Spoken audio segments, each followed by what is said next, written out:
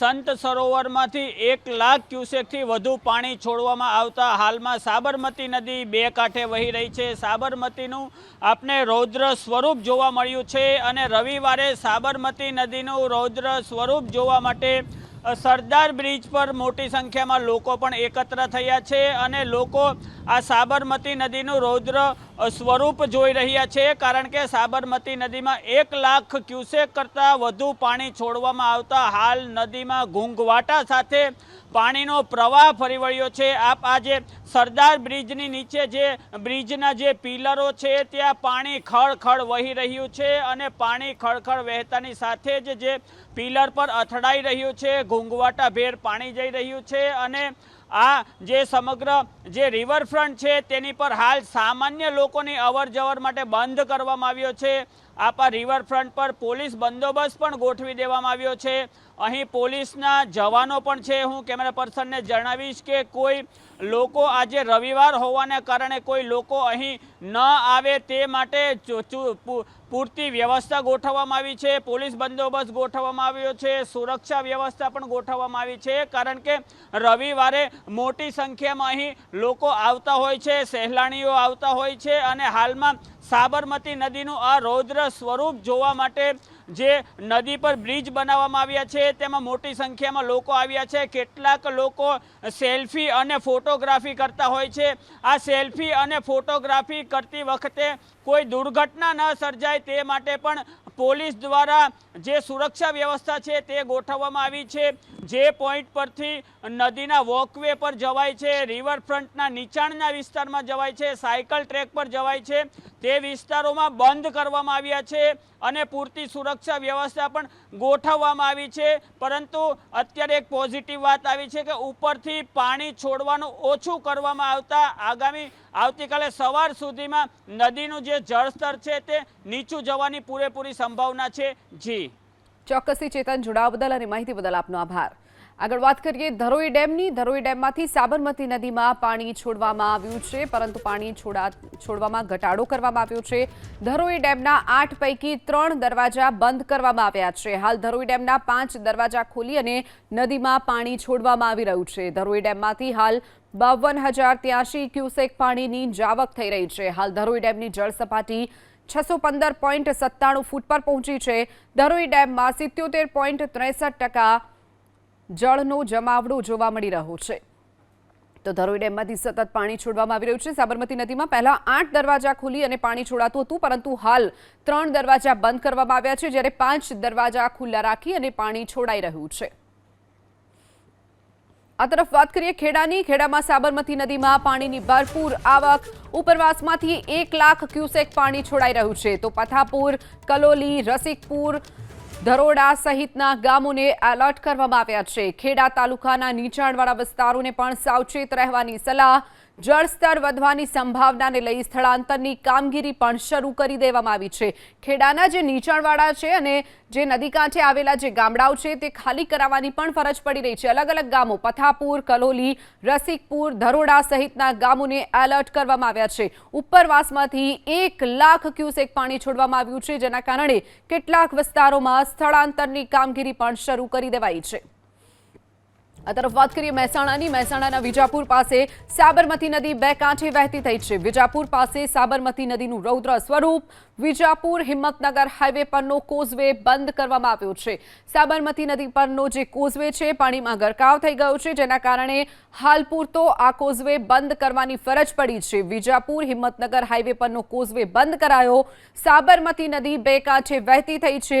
મહેસાણાના વિજાપુરનો આ દ્રશ્યો છે, જે બ્રિજ આવેલો છે ત્યાં નદીનું રૌદ્ર સ્વરૂપ જોવા મળી રહ્યું છે। સાબરમતી નદી બે કાંઠે વહેતી થઈ છે। રાજ્યની વાત કરીએ। રાજ્યમાં સવારથી અત્યાર સુધીમાં 216 તાલુકાઓમાં વરસાદ નોંધાયો છે। બનાસકાંઠાના સુઈ ગામમાં 10.43 ઇંચ વરસાદ સૌથી વધુ બનાસકાંઠાના સુઈ ગામમાં વરસ્યો છે। તાપીના વાલોડમાં 4.21 ઇંચ, વલસાડમાં 3.70 ઇંચ વરસાદ, જ્યારે કપરાડામાં 4.9 ઇંચ વરસાદ ખાબક્યો છે। બનાસકાંઠાના વાવમાં 3.82, ડોલવણમાં 3.39 ઇંચ વરસાદ ખાબક્યો છે। તો વલસાડના ધરમપુરમાં 3.50 ઇંચ, ગાંધીનગરના દહેગામમાં 3.43, વલસાડના ઉમરગામમાં 3.15, નવસારીના ખેરગામમાં 3.35 ઇંચ વરસાદ ખાબક્યો છે. સવારથી અત્યાર સુધીમાં ડાંગના વઘઈમાં 3.23 ઇંચ વરસાદ વરસ્યો છે. રાજ્યભરમાં જે વરસાદ વરસ્યો છે, સવારથી જ મેઘરાજા રાજ્યને ગમરોળી રહ્યા છે. સવારથી અત્યાર સુધીમાં 216 તાલુકાઓમાં વરસાદ નોંધાયો છે. ક્યાંક ધીમી ધારે તો ક્યાંક ધોધમાર વરસાદ નોંધાયો છે. હવામાન વિભાગે જે આગાહી કરી છે તેની વચ્ચે મેઘરાજાનું જે આગમન આજે થયું છે, ગુજરાતભરમાં અલગ અલગ વિસ્તારોમાં મેઘરાજા આજે ગુજરાતને ગમરોળી રહ્યા છે. આ તરફ વાત કરીએ બનાસકાંઠાની. બનાસકાંઠા જિલ્લાના સુઈગામ તાલુકામાં ધોધમાર વરસાદ વરસ્યો. સુઈગામ તાલુકામાં 10 ઇંચ વરસાદ વરસ્યો છે. ભારે વરસાદથી સુઈગામ તાલુકામાં જનજીવન પ્રભાવિત થયું છે. જે દ્રશ્યો આપ જોઈ રહ્યા છો સુઈગામના છે, જ્યાં સ્થાનિક લોકોને હાલાકી વેઠવાનો વારો આવ્યો છે. વધુ વિગતો સાથે સંવાદદાતા વસંત તિરગર આપણી સાથે ફોનલાઈન પર છે. વસંત, બનાસકાંઠાના સુઈગામમાં જે સૌથી વધુ વરસાદ વરસ્યો છે, એક તરફ પ્રશાસને હવામાન વિભાગે જે રેડ એલર્ટ આપ્યું છે તેની વચ્ચે વરસાદ વરસ્યો છે, શું વિગતો? બિલકુલ મહત્વની વાત છે કે ઉત્તર ગુજરાતમાં સૌથી વધારે વરસાદ વરસ્યો હોય તો સુઈગામમાં ખાસ કરીને જે વાત કરવામાં 10 ઇંચથી વધુ વરસાદ ખાબક્યો છે. સુઈગામ પંથકમાં વરસાદ ખાબકતા ઠેર ઠેર પાણી ભરાયા છે. ખાસ કરીને સુઈગામને અડીને આવેલું જે નડાબેટનું રણ છે તે પાણીથી પ્રભાવિત થયું છે. મહત્વની વાત છે કે રણ જાણે દરિયો બન્યો હોય તેવો વિસ્તાર હાલ તો લાગી રહ્યો છે. મહત્વની વાત છે કે સુઈગામ સહિતના જે તાલુકાઓ છે ત્યાં પણ વહેલી સવારથી વરસાદ હતો. વાવ હોય, થરાદ હોય, સુઈગામ હોય કે બાબર હોય, તમામ સરહદીય વિસ્તારોમાં હાલ વરસાદ છે તે વરસાદ ચાલુ છે. સુઈગામમાં જોકે 10.5 ઇંચ જેટલો વરસાદ ખાબક્યો છે, જેને લઈને અનેક ગામડાઓ પણ પ્રભાવિત બન્યા છે. ચોક્કસથી વસંત, માહિતી બદલ આભાર. તો વાત કરીએ મહેસાણાના વિજાપુરમાં ધોધમાર વરસાદ. વિજાપુરમાં વરસાદને લઈ પાણી ભરાઈ ગયા છે. વિજાપુરના માર્ગો પર નદીની જેમ પાણી વહેતા થયા છે. તો મહેસાણાનું વિજાપુર, જ્યાં રસ્તા પર જાણે કે નદીઓ વહેતી થઈ હોય તેવા દ્રશ્યો સામે આવ્યા છે. માર્ગો પર પાણી ભરાઈ જતા સ્થાનિકોને હાલાકી વેઠવાનો વારો આવ્યો છે. જે દ્રશ્યો છે મહેસાણાના વિજાપુરના રસ્તા પરથી જાણે કે નદીઓ વહેતી થઈ હોય તેમ તમામ રસ્તાઓ જળમગ્ન બન્યા છે, જેના કારણે વાહન ચાલકોને હાલાકી વેઠવાનો વારો આવ્યો છે. આ તરફ વાત કરીએ કચ્છની. કચ્છના માંડવીનો દરિયો કાંઠો જે પ્રવાસીઓ માટે બંધ કરવામાં આવ્યો છે. દરિયાકાંઠે આવતા પર્યટકોને પરત મોકલવામાં આવી રહ્યા છે. દરિયાકાંઠે ખાણીપીણીની જે લારીઓ હતી તે પણ બંધ કરી દેવાઈ છે.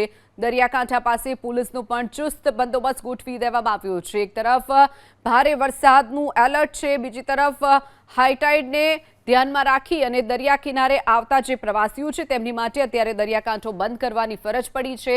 તો બેરિકેડિંગ પણ કરવામાં આવ્યું છે. આ ઉપરાંત જે લારી સ્ટોલ આવેલા છે તે તમામ બંધ કરી દેવાયા છે અને સાથે જ પોલીસનો પણ ચુસ્ત બંદોબસ્ત ગોઠવી દેવામાં આવ્યો છે. વધુ વિગતો સાથે સંવાદદાતા હર્ષદ ઠાકુર આપણી સાથે ફોનલાઈન પર છે. હર્ષદ, જે રીતે માંડવીનો જે દરિયા કિનારો આવેલો છે તે અત્યારે પ્રવાસીઓ માટે બંધ કરાયો છે, શું વિગતો? જે રીતે હવામાન વિભાગ દ્વારા વરસાદનું રેડ એલર્ટ કચ્છ જિલ્લામાં જાહેર કરવામાં આવ્યું છે, તેને લઈને પ્રશાસન જે છે તે એકદમ સતર્ક જોવા મળી રહ્યું છે. માંડવી બીચ પ્રવાસીઓ માટે બંધ કરી દેવામાં આવે છે. આજે વહેલી સવારથી જ માંડવી બીચ જે છે તે બંધ કરી દેવામાં આવ્યું છે અને ત્યાં કને ચુસ્ત પોલીસ બંદોબસ્ત જે છે તે ગોઠવી દેવામાં આવ્યું છે. હાલ માંડવી બીચના દરિયામાં ભારે કરંટ જે છે તે જોવા મળી રહ્યો છે, તેને લઈને આ પ્રશાસન દ્વારા પગલાં જે છે તે લેવામાં આવ્યો છે. પોલીસ દ્વારા બેરિકેડ લગાડી બંદોબસ્ત જે છે તે ગોઠવી દેવામાં આવ્યો છે. કોઈ પણ લોકોને બીચ તરફ જવા દેવા માટે રોક જે છે તે લગાડવામાં આવી રહી છે અને કચ્છના તમામ બંદરો ઉપર 3 નંબરનું સિગ્નલ પણ લગાડી દેવામાં આવ્યું છે. જી ચોક્કસથી હર્ષદ, માહિતી બદલ આભાર. વાત કરીએ છોટાઉદેપુરની. છોટાઉદેપુરના ઝેર ગામમાં મોત સાથે ખેલના દ્રશ્યો સામે આવ્યા છે. ઝેર ગામના ડેમમાં પર્યટકોની જોખમી ડૂબકી. કુદરતી ઝરણા ઉપર મોટી સંખ્યામાં પર્યટકો ઉમટ્યા છે. જે દ્રશ્યો આપ જોઈ રહ્યા છો, એક તરફ નદી જે તોફાની બની અને વહી રહી છે, નદીઓમાં ઘોડાપૂર જોવા મળી રહ્યું છે, જળસ્તરમાં પણ વધારો જોવા મળી રહ્યો છે, તો બીજી તરફ સ્થાનિકો જે છે એ મોત સાથે ખેલ કરી રહ્યા હોય તે પ્રકારના આ દ્રશ્યો સામે આવ્યા છે. ડેમમાં પર્યટકોની જોખમી ડૂબકીના આ દ્રશ્યો. વધુ વિગતો સાથે સંવાદદાતા રેહાન પટેલ આપણી સાથે ફોનલાઈન પર છે. રેહાન, જે રીતના દ્રશ્યો છોટાઉદેપુરના સામે આવ્યા છે, પર્યટકો મોટી સંખ્યામાં ત્યાં પહોંચ્યા હતા અને એક તરફ જળસ્તર પણ વધારે છે, એટલે ક્યાંક ને ક્યાંક બેરિકેડિંગ કે કોઈ પણ પ્રકારનું સુરક્ષાનો અભાવ અહીંયા જોવા મળી રહ્યો છે. પ્રશાસન કોઈ કામગીરી કરી રહ્યું છે કે કેમ, રેહાન? જી, જે પ્રમાણે છોટાઉદેપુરના ઝેર ગામે જોખમે જે પર્યટકો નાહવા માટે ઉમટી પડ્યા હતા, ઝેર ગામે આવેલા ડેમ પર જોખમી રીતે લોકો નાહતા હોય તેવા દ્રશ્યો પોતાના કેમેરામાં કેદ થયા છે.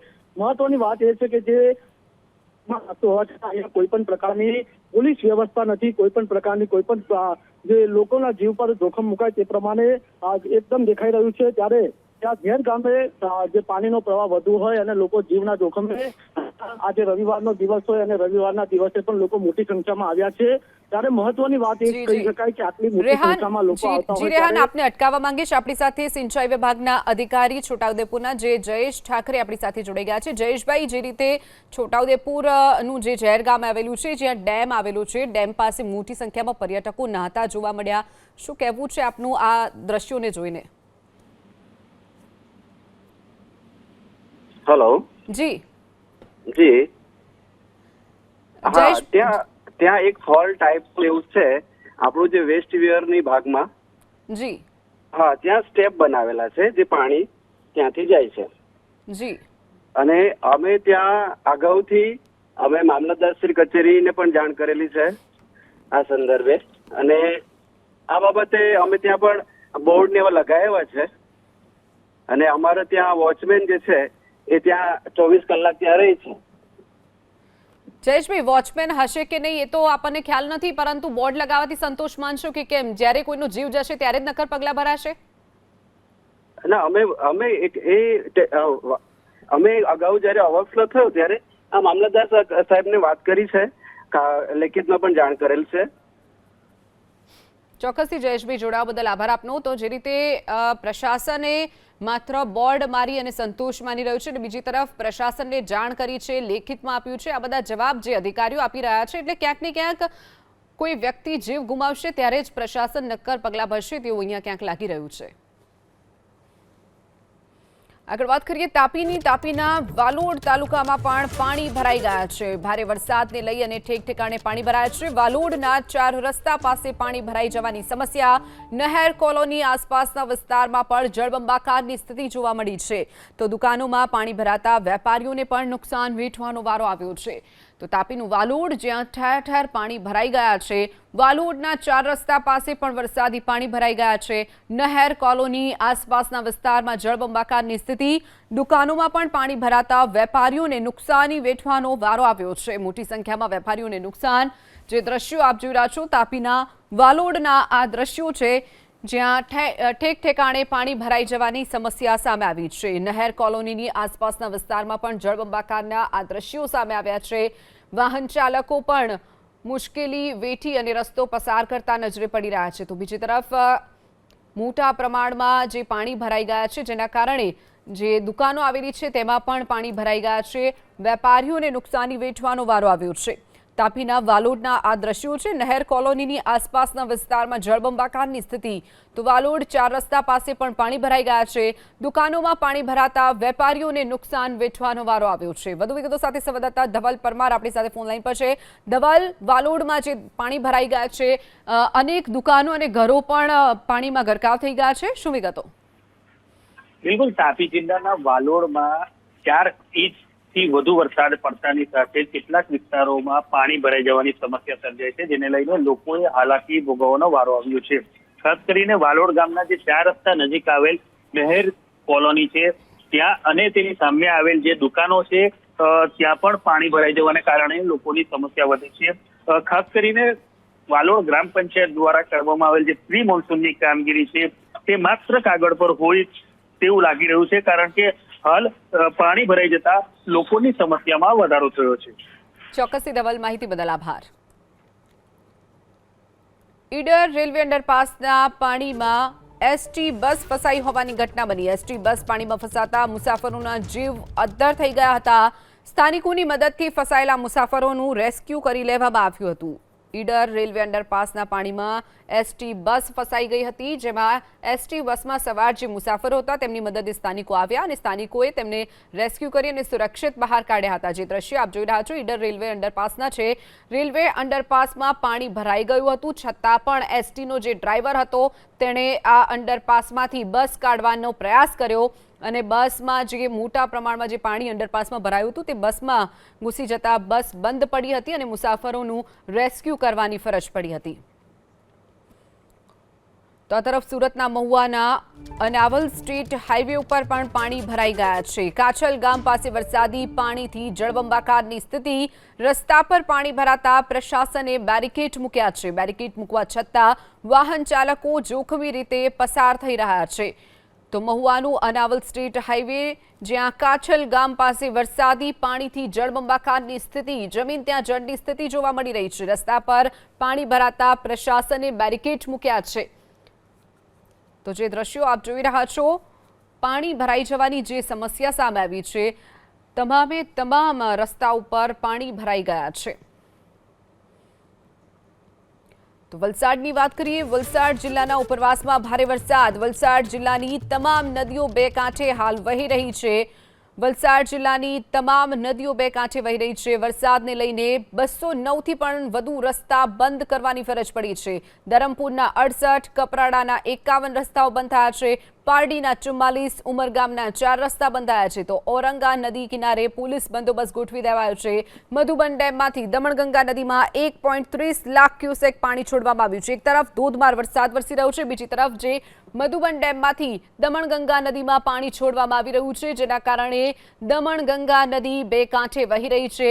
વલસાડમાં તમામ નદીઓ ઉફાન ઉપર વહી રહી છે, જેના કારણે 209 જેટલા રસ્તાઓ પ્રભાવિત થયા છે। ધરમપુરના 68, કપરાડાના 51 રસ્તા બંધ કરવાની ફરજ પડી છે।